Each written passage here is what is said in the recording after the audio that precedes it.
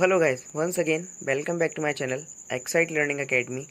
I hope you all people are doing well and guys अगर आप लोग नए हैं तो प्लीज़ लाइक से और सब्सक्राइब कर दीजिएगा और अगर आप लोग पुराने हैं तो please keep supporting us. So guys, today's topics are zeroth law of thermodynamics, first law of thermodynamics and second law of thermodynamics. Okay guys, so first start करते हैं हम लोग zeroth law of thermodynamics. So ये law बताती है if two bodies A and B are in thermal equilibrium and A and C are also in thermal equilibrium, then B and C are also in thermal equilibrium. मतलब अगर A B के साथ thermal equilibrium में और A he C के साथ thermal equilibrium में तो B और C आपस में thermal equilibrium में हो जाएंगी. ठीक है, जैसे मतलब A और B का टेम्परेचर सेम है, A और C का टेम्परेचर सेम है तो B और C का भी टेम्परेचर सेम हो जाएगा. सो इसका एक एग्जांपल देख लेते हैं. ए और बी इनका टेम्परेचर सेम है, ए और सी का टेम्परेचर सेम है, मतलब ए और बी ए बी के साथ थर्मल इक्विलिब्रियम में और ए सी के साथ थर्मल इक्विलिब्रियम में. तो बी और सी ये दो नीचे जो बॉडीज़ दिख रही हैं ये भी आपस में थर्मल इक्विलिब्रियम में होंगी, मतलब इनका भी टेम्परेचर क्या हो जाएगा, सेम हो जाएगा. यही बताता है जीरोथ लॉ ऑफ थर्मोडाइनमिक्स. तो जीरोथ लॉ ऑफ थर्मोडाइनमिक्स से हमको टेम्परेचर के बारे में पता चलता है. ठीक है, the zeroth law allows us to introduce the concept of temperature to measure the hotness and coldness of a body. मतलब जीरोथ लॉ से हमको पता चल रहा है टेम्परेचर के बारे में, और टेम्परेचर हमको क्या बताता है, किसी बॉडी की हॉटनेस और कोल्डनेस के बारे में, कि बॉडी कितनी हॉट है और कितनी कोल्ड है. So all bodies in thermal equilibrium are assigned equal temperature. Means जितनी बॉडीज़ थर्मल इक्विलिब्रियम में होती हैं सब सारे की बॉडीज़ के टेम्परेचर क्या होते हैं, इक्वल होते हैं, सेम होते हैं. ओके, तो ये थी हमारी zeroth law of thermodynamics. So guys, next topic है हमारा अब first law of thermodynamics. Okay, so first law of thermodynamics बताती है हमको, सबसे पहली बात तो ये जो लॉ है ये एनर्जी कंजर्वेशन पर डिपेंड करती है. मतलब एनर्जी को ना तो बनाया जा सकता है और ना ही डिस्ट्रॉय किया जा सकता है. Energy neither be created nor be destroyed.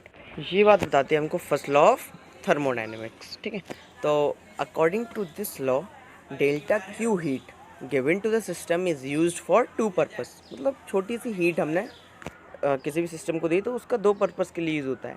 Number one, एक तो वर्क करने के लिए, किसी बॉडी को हीट देना तो वर्क हो रहा है. नंबर टू, उसकी इंटरनल एनर्जी इंक्रीज करने के लिए. Okay, then delta q is equals to delta डब्ल्यू प्लस डेल्टा यू. हैंस जब डेल्टा डब्ल्यू को हम लोग लेफ्ट साइड ले जाएंगे तो delta e u is equals to delta Q minus delta डब्ल्यू. This is the mathematical statement for first law of thermodynamics. Okay guys, so अभी एक न्यूमेरिकल देख लेते हैं इसके लिए. Let's take a numerical question. Question ये है कि हमने किसी सिस्टम को 1000 कैलोरी हीट दी है. ठीक है, और उसके साथ साथ हमने उस सिस्टम को 500 जूल वर्क भी दिया है. ठीक है, तो हमको क्या करना है, तो हम उसकी इंटरनल एनर्जी कैलकुलेट करते हैं. ठीक है, तो डेल्टा डी हमने नेगेटिव लिया है क्योंकि सिस्टम को वर्क दिया गया है. डेल्टा क्यू पॉजिटिव लिया है क्योंकि सिस्टम को हीट दी गई है. ठीक है, तो दोनों की एक तो वर्क जो है जूल में है, ये कैलोरी में है, तो दोनों को सेम यूनिट कर लेते हैं. 1 कैलोरी में हम लोग पता है वो 4.18 जूल होते हैं. Then delta Q is equals to 1000 into 4.18, that is equals to 4180 joule. Then according to the first law of thermodynamics delta U is equals to delta Q minus delta W. तो minus minus क्या हो गया, positive हो गया, दोनों को add कर देंगे. ये हो गया हमारा इंटरनल एनर्जी 4680 जूल. इसी के अकॉर्डिंग हम लोग काफ़ी सारे न्यूमेरिकल्स और कर सकते हैं. ठीक है, तो नेक्स्ट है हमारा सेकंड लॉ ऑफ थर्मोडाइनमिक्स. तो सेकंड लॉ के टू स्टेटमेंट्स थे. पहला स्टेटमेंट था केल्विन प्लैंक स्टेटमेंट, दूसरा था क्लॉसियस स्टेटमेंट. ठीक है, तो केल्विन प्लैंक स्टेटमेंट जो है वो ये बताता है कि it is impossible to convert all heat extracted from a hot body into work. अगर किसी बॉडी को हम लोग हीट दे रहे हैं तो सारी की सारी हीट वर्क में कन्वर्ट नहीं हो सकती है. ठीक, और सेकंड स्टेटमेंट था क्लॉसियस स्टेटमेंट. ये था कि किसी भी मतलब कि जो हीट ट्रांसफ़र होती है वो हायर बॉडी से हायर टेम्परेचर से लोअर टेम्परेचर फ्लो करती है. लेकिन क्लॉसियस स्टेटमेंट ये बताता है कि किसी बॉडी से कोल्ड से हायर में ट्रांसफ़र करने के लिए हम लोग किसी भी एक एक्सटर्नल सोर्स की ज़रूरत पड़ती है, तभी वो एनर्जी जो है कोल्ड बॉडी से हॉट बॉडी पर ट्रांसफ़र हो पाएगी. ओके गाइस, तो I hope you like the video. If you like the video please like, share और subscribe. Thank you, stay safe, stay blessed.